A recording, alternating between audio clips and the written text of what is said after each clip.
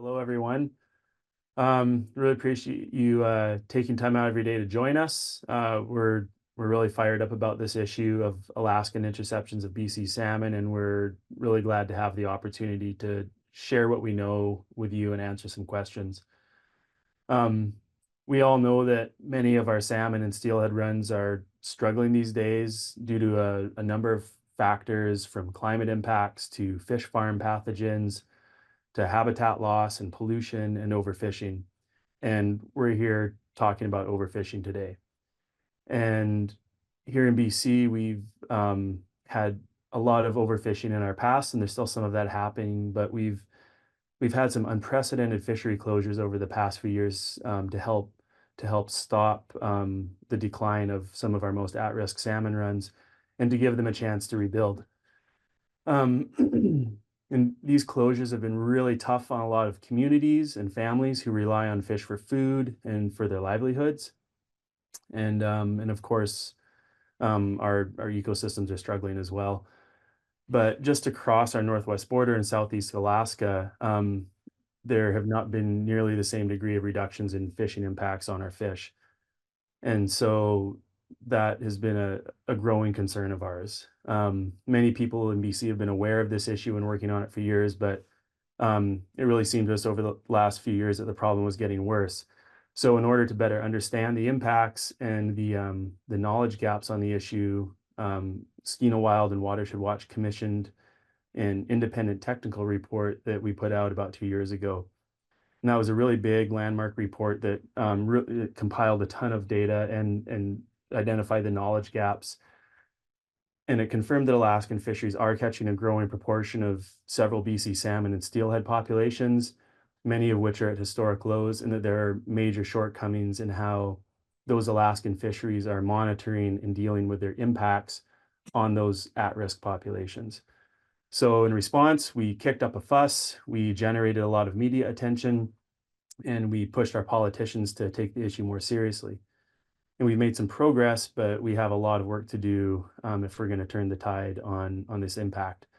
And that's going to take all of us working together to get that done. And the first step to really working effectively together is to get the facts out there as far and wide as we can.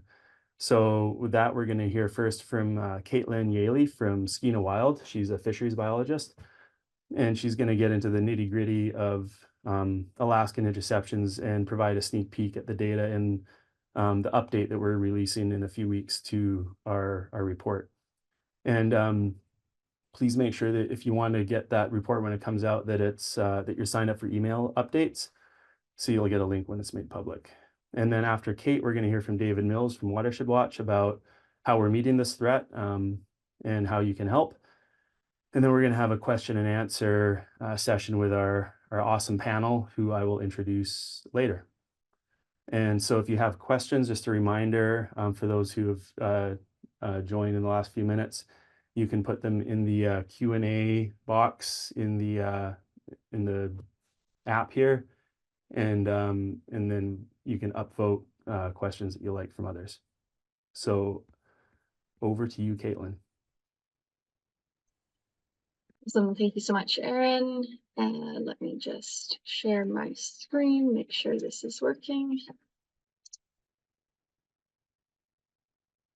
Can you let me know that you can see that? Yep, you're good. Okay, perfect. Thanks so much. Well, thanks everyone for being here, and I'm happy to be joining today from unceded Musqueam, Squamish, and Tsleil-Waututh territory that I'm privileged to call home.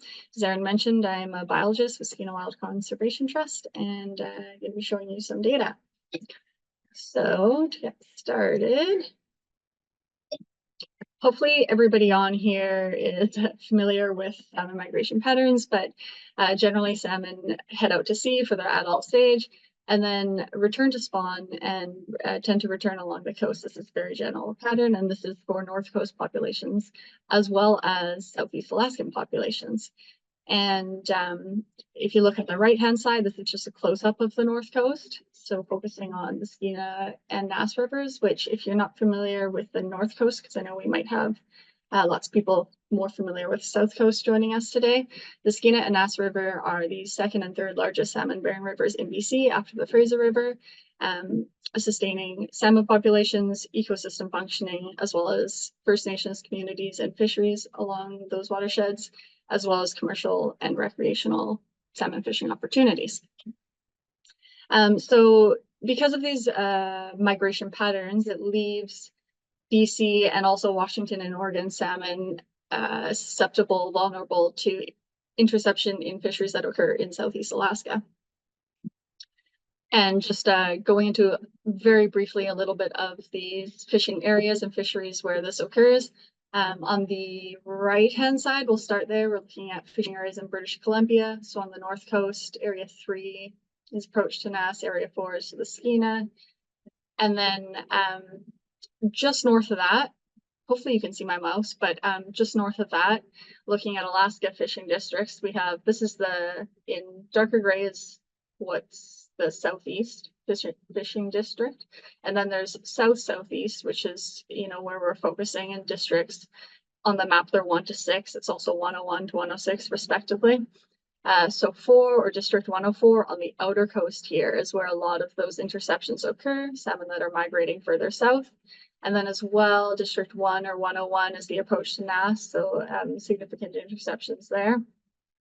And in particular, the fisheries that we're talking about are the purse seine fishery, so that targets pink salmon. And there's significant purse seine fishery, well, in many of these districts, but in particular, we're talking about in 104 today, as well as in 101. And then in 101, there's also the tree point gillnet fishery, which targets hatchery chum salmon produced in Southeast Alaska and returned to Southeast Alaska. And then also the Southeast Alaskan troll fishery, which operates on the outer coast and targets Chinook and coho salmon. And I just do want to highlight that the purse seine fishery, which is targeting pink salmon, which occurs along the outer coast, there's the pink salmon that it's targeting are not returning to rivers on that outer coast. So the majority of pink are produced in systems that are more in the inside waters, which is the pink circles on the map there. And so I'm going to talk mostly about North Coast today, but I did just want to mention that interceptions occur for many systems in BC. So this is just an interactive map that you can find on our website, which is kind of neat. And it's just showing different colors are different species of salmon, and that there is, some data for interceptions, not just North Coast, but on Vancouver Island and in the Fraser watershed as well. So Aaron sort of covered this, but we knew this was an issue and wanted to understand the impact. So this was before I started with Skeena Wild, but in January of 2022, released these reports summarizing the knowledge that was available on interceptions of BC salmon. And I just want to acknowledge that this work was by Andrew Rosenberger, Victoria Chikaden, and Greg Taylor, and they worked really hard to pull together information from many different sources, a massive effort to talk to different people and pull that data together. And the intention was always for it to be a living document. So that's why I've been working on it with Andy over the past year or so to try and get some updates out and available. And that's what I'm sharing some of today. And I do just want to state as well that we welcome feedback and additional information. The idea is for it to be comprehensive. So we'd love to hear from you if you do have information. I'm going to go through some updates sort of in the same format as the report series. So I'll start with just a general overview of Southeast Alaskan harvest in 2023, last fishing season, and then do some updated impacts by species. However, of course, we have a pretty short time today. So I'm not covering all species, and I'm not covering any species in depth. So if you do have specific questions about different species or areas, you're welcome to pop them into the chat. And if I can't answer them today, I'm happy to follow up. And then I'll hand it over to Dave to talk about solutions and what we're doing about it. Looking at, recent history and last year's harvest in Southeast Alaska. So in this picture, we have a time frame. So 2023 is this last bar on the right, and different colors indicate different species of salmon. And so what you can see if you look just at 2023, that the majority of salmon that are harvested in this district are pink salmon, and then followed by chum as a second.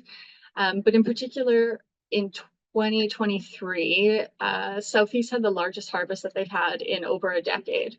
So pretty significant harvest last year, and that was, in part due to very good pink returns last year.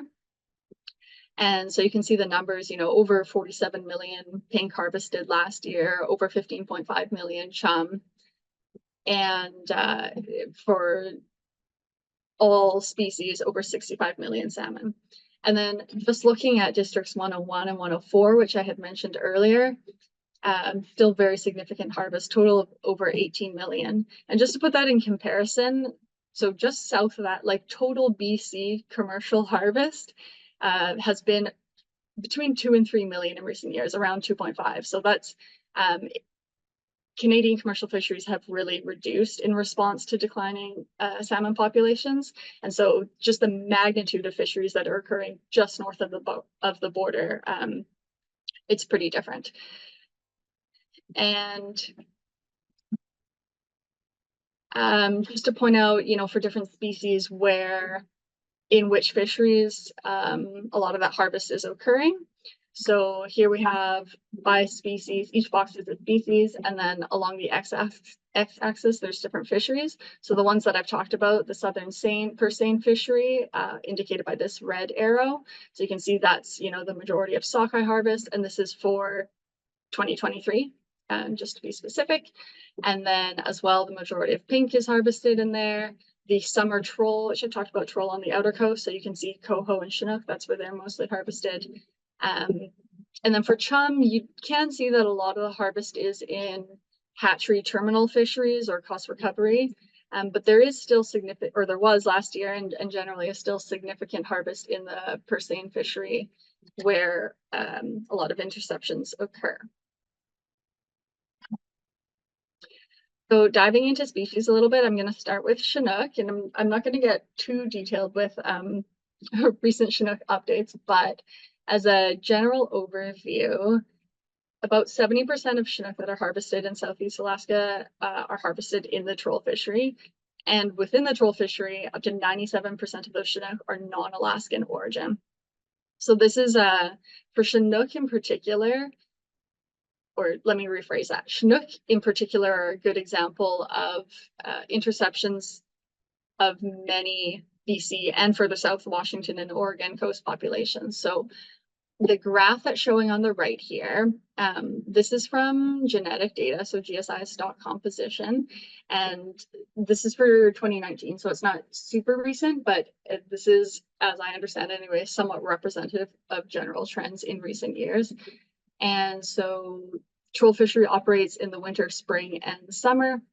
And what you can see here is each color represents a different regional stock group. So there's the Columbia River, ECVI is East Coast Vancouver Island, North and Central BC in orange, Oregon coast.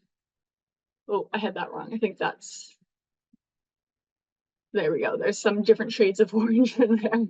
And then Southeast and Transboundary are combined together, South Thompson River, Washington, West Coast, Vancouver Island. And so this is the proportion of chinook that are caught in that troll fishery. So one, that would be the full proportion. And so what you can see, big things that stand out to me here, in the summer troll, it's dominated by South Thompson chinook.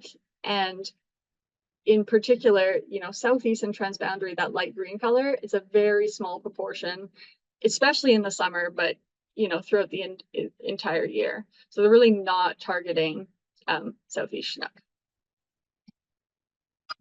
And then in addition to that, I just want to point out that in the purse seine and gillnet fisheries, most of the season, retention of chinook is not allowed. There are certain weeks that it is. But during those weeks when it's not allowed, there's no requirement to record or report the numbers of chinook that are caught and released. So what you have here is just an example of a Alaska Department of Fish and Game compiled report in season from last year. And you can see that zeros are reported for Chinook. Of course, we know that they are catching them and releasing them. And due to the way they're fished, which is unsustainable, release mortality is greater than 90%. So all those Chinook that are being caught or released, mostly dead, and there's no record of it.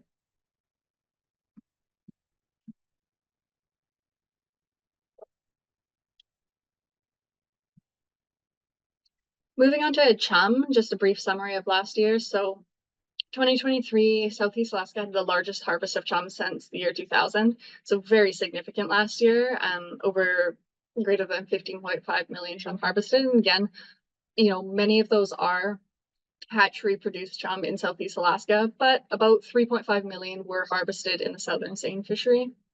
So that's in the lower graph here. And we don't have a lot of data. We don't really have any data at all on how many of those might have been returning to waters outside of Southeast Alaska. And this significant harvest last year coincides with very poor returns across North and Central Coast BC in 2023. So in general, North and Central Coast chum have been depressed for many, many years. This is a significant problem. There's not a lot of chum fisheries at all in Canada. And then we've heard from fisheries managers in Haida Gwaii on the Central Coast that they think some of the wild chum returns last year were the worst they've ever seen. So of course, I'm not saying that this is because they were harvested in Alaska, but it really highlights the need to have more information available to understand how that fishery is impacting our wild chum population.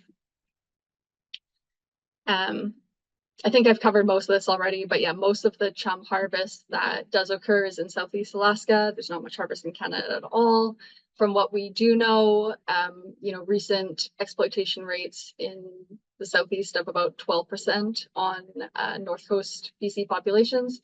But this data is based on run reconstruction, which is based on pink salmon tagging studies from the 80s. So, really not reliable, and we need better information on this. So we need Alaska to be collecting genetic information on the chum that they're harvesting and sharing that.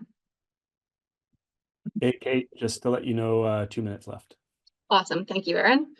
I'm going to have to blitz through some stuff. Okay, so you can squeeze a minute or two in there if you need to. Thanks. Yeah.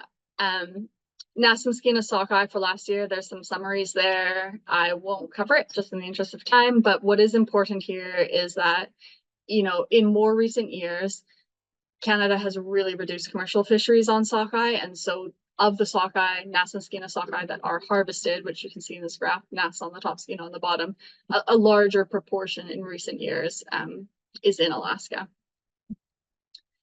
And apart from looking at that at an aggregate scale, it's really important to understand this for different populations. So this graph is a little bit complex, and I'll try and break it down pretty quickly here. But these are different conservation units of Skeena sockeye.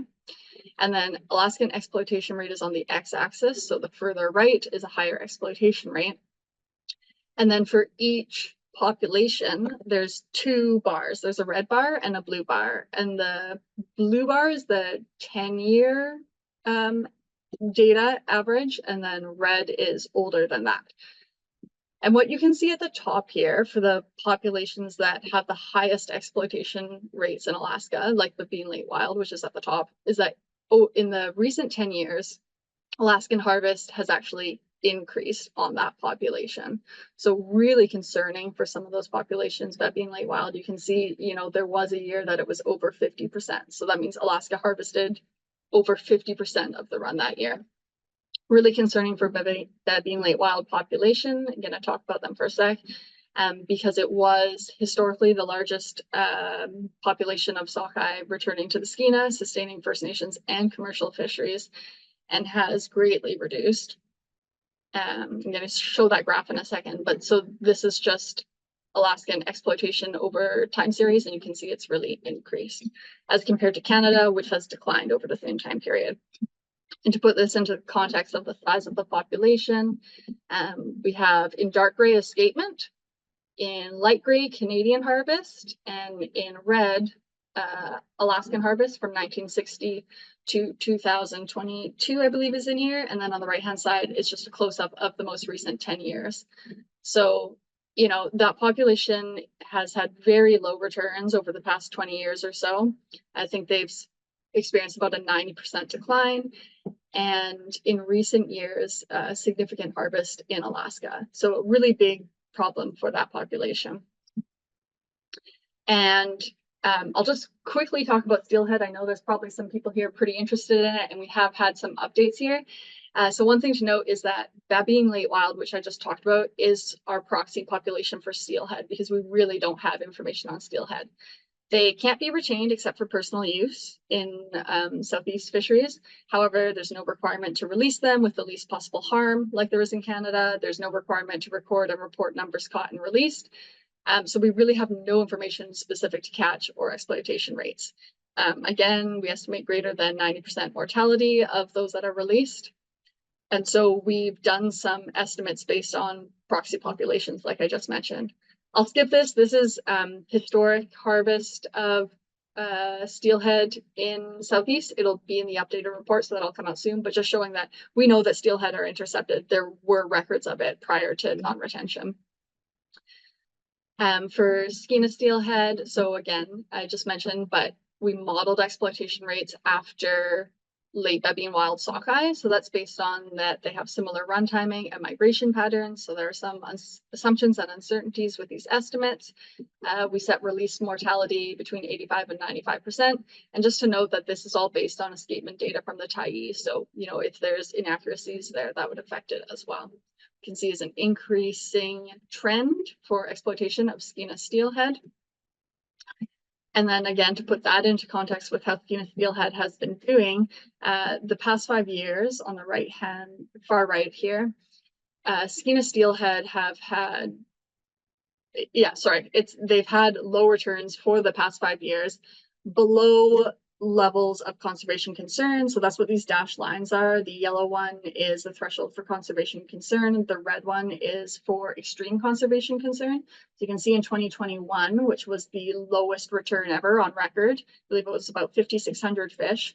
And we estimate that was the year that Alaskan exploitation was around 50%. So, you know, a very significant harvest of steelhead in recent years, which is very concerning. And then lastly, I'll just mention that there is data for NAS steelhead available as well now, not done by us, but will be incorporated, which is super exciting to see and follows a similar assumptions that we use for Skeena steelhead and information as well. Just quite significant harvest of NAS steelhead in Alaskan fisheries as well. And that's it. I'm going to hand it over to Dave to talk about what we're doing about all this. And thanks very much. Awesome. Thanks, Caitlin. And just to jump in quickly before Dave starts, I think, I don't know if Megan has already shared it, but if not, Megan, could you please share the link with folks to the Alaska's Dirty Secret action page so people can take action and send a letter while they're listening to the webinar? Okay, thanks, Kate. Over to you, Dave. Dave is Watershed Watch's fisheries advisor. Sorry, who's going to tell you what we're going to do about the problem? Thanks, Kate, and thanks, Aaron. I'm going to spend a few minutes discussing our campaign and then just shift over to some solutions. But it's worth emphasizing kind of what is probably an obvious point, and that is, you know, campaigns don't exist without people that support them. So here in BC, we are lucky to have a community of people who care about wild salmon and are engaged, and those people are spread out, you know, all throughout BC, and they are interested in the issue. They're engaged in their local watersheds. They're part of fisheries commissions. They're part of Indigenous communities. And they're similar to people all across the Pacific Northwest and you know, BC, Washington, Oregon, and of course Alaska as well. So the takeaway is that the people who support wild salmon here in BC and across the Pacific Northwest are the strong point of this campaign. And that's not just us saying that. Every time we go out to polling, we see an increasing number of people rank salmon as one of the #1 priorities when it comes to issues around the environment. This most recent poll comes out from Insights West. It's showing 92% of people agreeing that salmon are a huge part of our culture. So we're seeing increase for support for the protection of wild salmon, and that's one of the reasons why our campaign is off to a successful start. So going over how we develop a campaign and how we run it, I kind of like to use the hybrid model as a way of describing it. So that's a mixture of old school and new school techniques, the most important of which are just conversations with people across our region and beyond. And this list, you can see like a really large number of stakeholders who over the past few years, we've been we're meeting them where they're at, whether that's out in the field, on the rivers, on Zoom meetings, in conference rooms, in ministers' offices. We've been able to take the time to engage people, hear what their concerns are, and give them the information about Alaskan interceptions that they may have been missing in the past. It's in this day and age, salmon might not be the #1 issue for politicians, and people are living in often silos away, and media is not doing a great job of covering the issue all the time. So these one-on-one conversations are just super critical for us. Moving online, we're able to provide opportunities to get people involved by finding our audiences and placing ads in front of them. So this would be where we're moving into some of the newer school techniques. So these are our search ads or social media ads that show up in front of people when they show an interest in salmon or steelhead. And that helps us develop a larger audience and add it to the list of people who are engaged on this issue. And then, of course, we are giving them opportunities to take action with modern campaign tools like New Mode that allow us and our supporters to send letters to decision makers. So that kind of in a nutshell goes over how this sort of hybrid campaign works. Is it working? So in the past 2 years, we've been able to generate about 2,000 letters to the Marine Stewardship Council. We've been able to get 2,000 letters off to the cabinet. And we're seeing that Alaskan interceptions are now the #1 issue at the Pacific Salmon Treaty Commission for our commissioners. This is a huge sea change. We're also seeing our senior politicians in BC publicly standing behind us.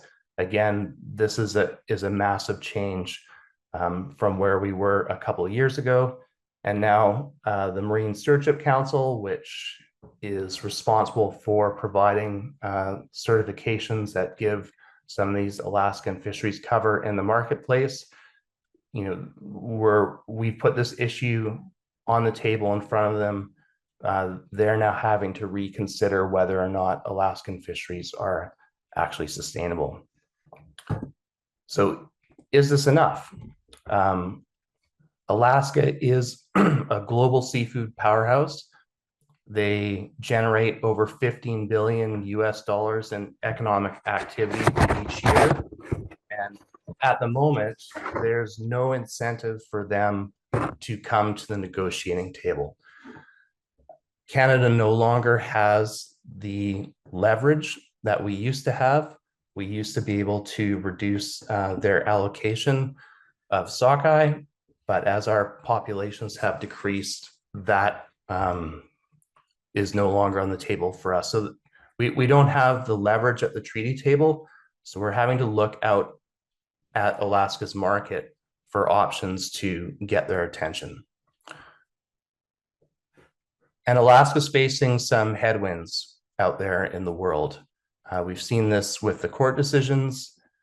We've seen this with the collapse in salmon prices, and we've seen some pretty shocking things happen out in their other fisheries. So we think at this time, Alaska is vulnerable, and this might be a good opportunity for us to reach their decision makers. So I'm going to use the District 104 fishery in the southeast that Kate has given you a lot of details about as an example, because that District 104 fishery, it is a good example of where they're vulnerable. They're facing intense scrutiny here. They're intercepting south migrating stocks, but it's actually a fishery that's dominated by wealthy vessel owners from Seattle. And the total landed catch value, I'm estimating it here for sort of an average year, $30 million is a rounding error in terms of the total value for their fishery. So what were to happen if we were to remove some of these obstacles? And what were to happen if Alaska was just to move the 50 odd boats or so that fish on the outside waters to the inside? We'd see a lot of the problems go away. Oops, sorry. So we go from here over to here, and we're no longer intercepting south migrating stocks. The pressure's taking off, the pressure's reduced, and we've got a very elegant solution. And it's worth noting that there's a ton of precedent for a solution like this.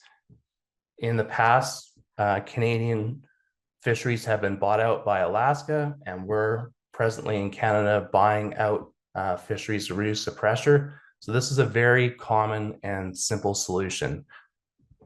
So this is something that is possible, but we're not waiting for it to happen. So this year, we're going to be raising key issues in the key markets for Alaska. We're laying the groundwork for some legal action, and we're keeping an eye on the ultimate solution, which is the protection of BC wild salmon at the treaty table. So with that, I will hand it back to Aaron. Thanks so much. Awesome. Thanks, Dave. Some good questions coming in here. We are noting them. And yeah, we're going to invite our panel in now. So I and before we do that, I just sort of recap some of these solutions that Kate and Dave have put forward. And so first of all, we need to move the fisheries in the seine and gillnet fisheries in the southern tip of Southeast Alaska to inside waters where they will be catching Alaskan mound populations and not intercepting BC fish. Reduce the Chinook and troll, the Chinook and Goho troll fisheries along the outer coast, and collect DNA for chum, pink, and steelhead in Southeast Alaskan fisheries so we can know what populations are being intercepted and get a more clear understanding of the impact on BC. And then require live release of bycatch species like Chinook and steelhead, as is required in BC fisheries and any other most modern fisheries, and bring in independent monitoring to ensure that those regulations are being adhered to. So, and then the way that we're going to get to some of those things is we need to reform the Pacific Salmon Treaty, which gets renewed in 2028. So that's what we're working towards over the next couple of years to get the conditions in place where we're going to see a Pacific Salmon Treaty that addresses the issues. And I think Greg will talk more about that. And hopefully we could also have Canada buy out some of these most problematic fisheries. So with that, I'm going to introduce our awesome panel. So you already know Kate and Dave. Greg Knox is joining us as well. He's the executive director of Skeena Wild Conservation Trust. And Kirby Maldo, Hupwalaksa is Skeena Wild's Indigenous Engagement Lead. So welcome, panel. So our first question, I guess we'll skip right to this treaty issue, and I'll put this to Greg. Doesn't the Pacific Salmon Treaty deal with these interception issues? Yeah, okay. Thanks, Aaron. Thanks, everyone, for joining. The short answer to that is no. I've been on the northern panel of the Pacific Salmon Treaty for 14 years. And so I'm pretty familiar with that whole process and what works and what doesn't. And so the treaty was built in the mid-80s, 1985. It came into effect. It was really in an era where salmon kind of were much more stable in terms of their productivity and their returns. It was really designed to, one, not overfish each other's salmon populations, and also make sure each country was getting roughly the number of fish that they were producing out of their river systems. So that they could benefit, and also to share basic information and to understand the impacts from each of the countries on each other's salmon populations. And it's not meeting any of those objectives anymore. And even early on, it wasn't doing a great job of it. But now with our environmental variability we're seeing from climate change, the treaty is not designed to deal with these issues. And it's not working. As Kate mentioned, we used to harvest in British Columbia about 24 million salmon a year. Now we're harvesting about 2.5 million. So we're 10% of what we used to fish. And Alaska has basically ramped up their harvest in southern areas like 104 in the 1990s. And their impacts have either been staying the same or in some cases increasing on our salmon populations in Steelhead. And the treaty, Canada has very little leverage inside the treaty to deal with these issues. Alaska basically refuses to negotiate, and their fishermen are really in the driver's seat. When they get up, if they don't like to talk about something, they get up out of their seats, they leave the room, and the meeting's shut down, and that's kind of the end of our negotiation. So we can never really talk about the substantive issues at the treaty table. That's starting to change because of our governments have really got on board with making this a real priority. But we need leverage outside the process to make the changes we need inside the process. And so all these things that Aaron and Dave have been talking about are really key to getting real change. So I'll just leave it there, I guess. Great, thanks, Greg. So another question that it wasn't in the chat here, but has come up that I just wanted to put to Kirby is how is this issue? How are these interception fisheries affecting First Nations and their ability to meet their food needs in BC? Thanks, Aaron, and thanks for inviting me to speak, and thanks to all the participants. Over the past almost 50 years, I've been fishing on the coast and in the rivers in Skeena. I've seen salmon populations take a nosedive. And so one of the things I wanted to point out was that, we no longer see the 100-pound springs or kings, as they call them in Alaska, that we used to see. And it's because of the fishing techniques and the fishing gear. On top of this, we have climate change. In the Skeena, we don't start food fishing until we don't start food fishing until there's a significant amount of salmon that have gone past the counting stations. So we're doing a lot in BC to try and rebuild these stocks. I've always said that we need to protect salmon from saltwater to headwater and everywhere in between to make change. And so that means, in Alaska and right up to the sacred headwaters. And I think we need more selective fishing gear and fishing techniques. We need to get rid of these draggers. We need to get rid of these trawlers. I know this is hard for people to hear because it's their lifestyle, it's their livelihood, but we need to do better.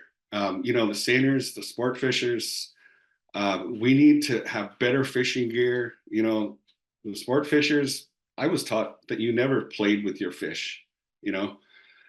And just closing off, I'd just like to say that, you know, I'm not asking Alaskans to stop fishing. I'm asking them to better target the fish that they're after. You know, more terminus fisheries. If it's a pink salmon fishery, then go closer to where the fish are headed, and you know, let some of these fish that are going to rivers in BC and Washington, give them a chance. You know, they need a migration corridor, somewhere where they're protected, they can safely pass. In BC, we've been working on salmon protection for decades, and now we just need your cooperation in Alaska. And I'll just leave it at that. Thanks. Thanks, Kirby. So one of the first questions that popped up here, which is definitely worth mentioning, is the impact of the Alaska factory trawl fishery. And I'm wondering if one of you on the panel wants to just speak to the impacts from that fishery and how it factors into the bigger picture of Alaskan impacts on BC and Washington, Oregon, California stocks. I can jump in if you like. It's another significant issue. It's not only in Southeast Alaska, it's also off the BC coast as well. And so, for example, we met Kirby and Kate, and we met with the Haida about a month ago and discussed this issue with them directly. It's a big concern of a lot of Indigenous groups and others along the coast. So yeah, just accounting for and pushing for reforms in that fishery. We have colleagues who are working on that issue in different processes here in British Columbia. In Alaska, we're not as involved. We don't have any seats at tables there or anything. I know that a lot of folks in Alaska are really making this issue front and center. We have conservation colleagues in Alaska who are putting significant amount of effort into this, or ramping up effort as we speak. So there will be a lot more attention paid to this. And I know it's we've heard about for a long time in terms of the pollock fishery in the Bering Sea and its impacts on the Yukon River, et cetera. But they also, one of the things I just found out this morning is that there's some information now on genetic stock ID of salmon by caught in those fisheries. So we'll be collecting that information and assessing that as well to understand the impacts on British Columbia salmon populations. Excellent. Thanks, Greg. So there was a question here about the Marine Stewardship Council certification. So I was just wondering, maybe Kate, if you wanted to speak to that, and or Dave, and mention the objection as well. So how are we dealing with the Marine Stewardship Council blue washing of the salmon and these Alaskan salmon fisheries, and yeah, what are we doing about that? Kate, do you want to? Yep, sure, I can. Yeah, and Dave, feel free to jump in if I miss anything. But yeah, so Alaska salmon are certified as sustainable by the Marine Stewardship Council and others. And we completely disagree that it's a sustainable fishery. There's lots of things to talk about there, but that is a big focus of our campaign. And that's how, an area where you can help us out by going onto the website and sending letters to them. We have had meetings with them and do feel like we've garnered attention, but there's a lot of process behind there. So the fishery is actually undergoing reassessment right now for recertification that is sustainable. We've been engaged in that process. We've provided feedback. We've provided evidence that the numbers and evidence that they're using is not correct. And actually, we just, I think on Monday or Tuesday, filed a notice of objection to the determination that the fishery is sustainable. So stay tuned on that, but we're very involved, and so that's on the sort of inside of that, but then as well, things like this, and just trying to get it out to consumers that it is greenwashing and it's not sustainable.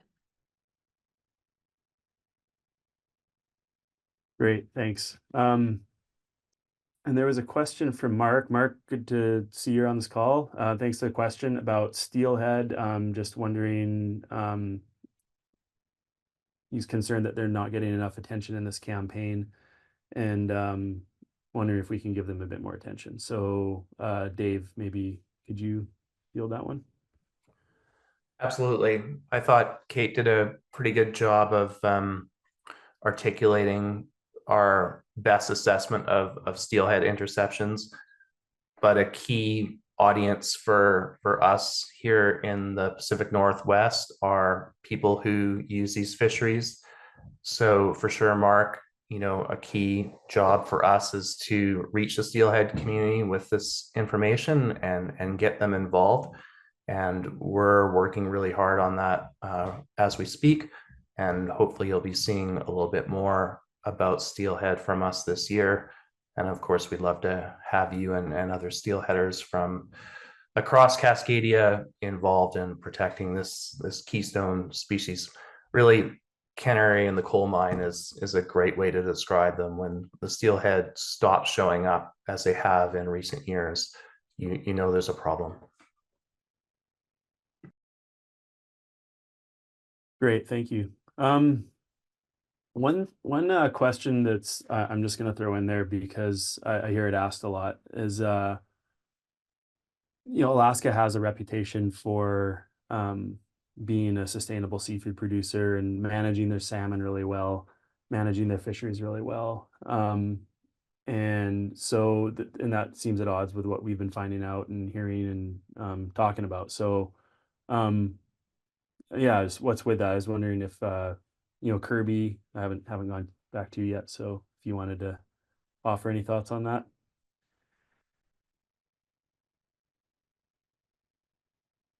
Sure. I just wanted to add a little bit to what I said earlier.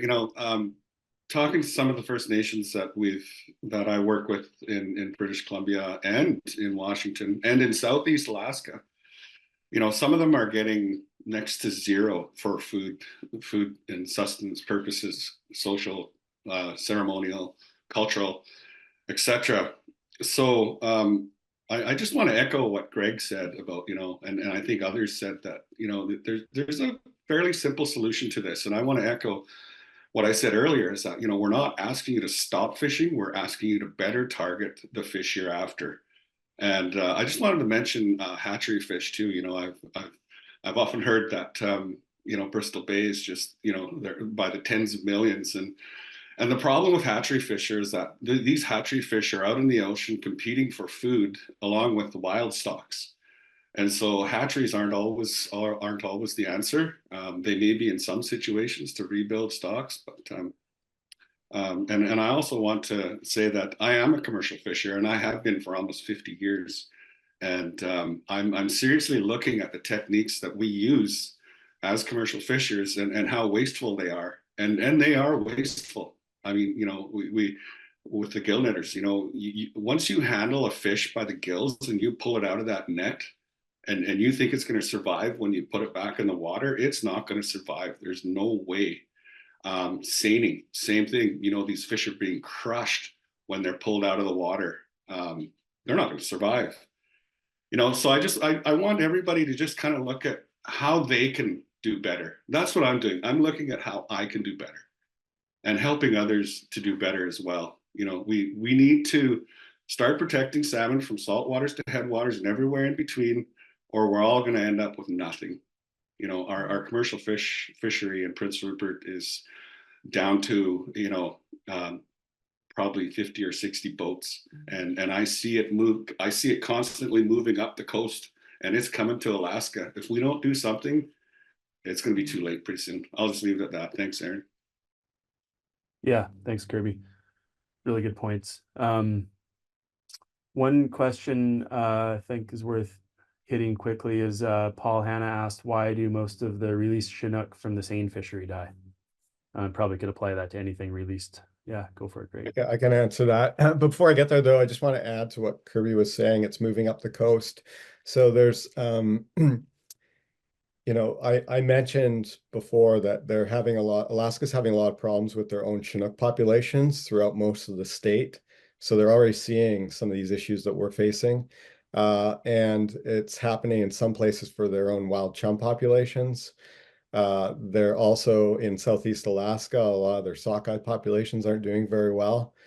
So, they they're having a harder time ignoring the problems in their own backyard, and maybe they better relate to what we're saying here south of the border as time goes on, because this is moving north and it is becoming a problem and it isn't going away. To answer Paul's question, no, why are so many, released Chinook and Steelhead dying in Southeast Alaskan seine fisheries is because of how they harvest. So, seine is a huge net, and then they kind of they purse the bottom of the net, so it's a huge bag. They bring it inside the boat, and then in Southeast in Canada we put a dip net in and haul out 50 fish or whatever at a time, and you can throw them back into the water. But in Southeast Alaska, they literally haul hundreds, thousands of fish over the side of the boat at once. And if you look at the photos or video, the water is yellow and red because of feces and blood being squeezed out of those fish. So they're crushing those fish. And once they are on deck, even if they're going still alive, they're just flopping around, and there's a hole in the middle of the deck and they flop into the hole. So the chances of actually being able to find a steelhead or a Chinook hopping around with thousands of fish on a deck chaotically and release them back to the water is very low. So that's why when Kate says 90%, it's we don't actually have really solid numbers. That they should actually have independent monitors that provide that information to get us really and do studies to provide that information of how many of those fish are dying. But it doesn't take a rocket scientist to know the vast majority of them are dying. So steelhead, Chinook, and they can do it differently. We're doing it differently here in British Columbia. If our seine fishermen, if they do it properly, they probably get definitely below 20%, definitely above 80% survival, probably even close to 90% survival. And so they can do it. They can do it differently. And we're doing it differently here. It's just international best practices. So when Alaska says that they're the best managed fisheries in the world, it's really BS, because just have to look at their fishing practices and the lack of information they collect, the lack of DNA analysis, the lack of sharing that information with Canada. There's a whole host of problems here. Yeah, it's pretty egregious. And I think the fact that they record zeros for those numbers of Chinook and Steelhead that are caught in those fisheries, when we know it's hundreds, thousands that are being caught. Okay, we're getting near the end of our time here, and there's been some really good questions. If we didn't get to your question, Megan has just put in some email addresses here, so you can email those questions and somebody will get back to you. And yeah, I really appreciate again everybody taking their time. And so I just I'll have a final question, I guess, for Greg or anyone else who wants to jump in. But with all the issues facing our salmon today, why is Alaska such a priority? Yeah, I mean, because it's now the biggest impact for many of our salmon steelhead populations, especially with North Coast, like Skeena steelhead, for example, Nass steelhead, but also a lot of our, they're catching millions of chums right across the border, and no chums, or very few chums, are showing up in our river systems on the north and central coast of British Columbia. There's Chinook populations which are in trouble up and down the coast. And I'm not saying that Alaska is definitely not the only problem. There's lots of problems. And as organizations, we're working and have worked for many years on improving our own fisheries. And we have a lot of work to do, but we've scaled back in Canada, seriously scaled back our fisheries. Like I said, they're 10% of what they used to be in terms of commercial fisheries. harvest. And so Alaska is now the biggest impact for many of our salmon populations, and we can't rebuild these salmon steelhead populations without their help. It's simple as that. And so we have to do something about it, and we are, and this isn't going away. The problems are not just going to magically get better. And we're here for the long haul. We need people's help to deal with this issue. And we can do it. We've gone up against the Goliath many times of the past in campaigns and won. And people, like Dave said, people really care about salmon and steelhead in this part of the world. And what's really encouraging to me is in having conversations and reaching out to people, people want to help, and we're seeing more and more people line up to help, and we're gaining people who have connections to politicians, people who know people buying these fish in the marketplace, people with legal expertise, a whole host, Indigenous leaders stepping up to also put pressure on the federal and provincial governments, et cetera. So this is really encouraging to me. I just see things starting to snowball in this campaign, and so we're just getting started here, and we're gonna deal with this issue, and it's not going away for Alaska. Right on. Okay, well, we're pretty much out of time here. I just wanted to thank Kirby, Kate, Dave, Greg for speaking, and Deanie and Megan for keeping us organized here on the back end, and everybody for joining and taking time out of your day for this. Please do go to that link to take action on this campaign, and that'll get you on our contact list so you can get updates, and get the updated report when it comes out. It really is going to take all of us working on this issue. And, there are a number of issues that we're working on. So, just to make sure that that's clear as well, other fisheries issues, habitat, fish farms, you can go to skenawild.org and watershedwatch.ca to see what our organizations are doing on some of those other issues. But this campaign is a really big deal, and we really need your help. So please go take action at the Alaska's Dirty Secret website, or at those other links that Megan has shared in the chat, and help get the word out about this issue. Share our posts on social media with your friends. Get one of these bumper stickers, hands off our salmon, and donate if you can to help us keep the lights on so we can keep doing this work. So I think we'll close it there, and thanks again for your time, everybody.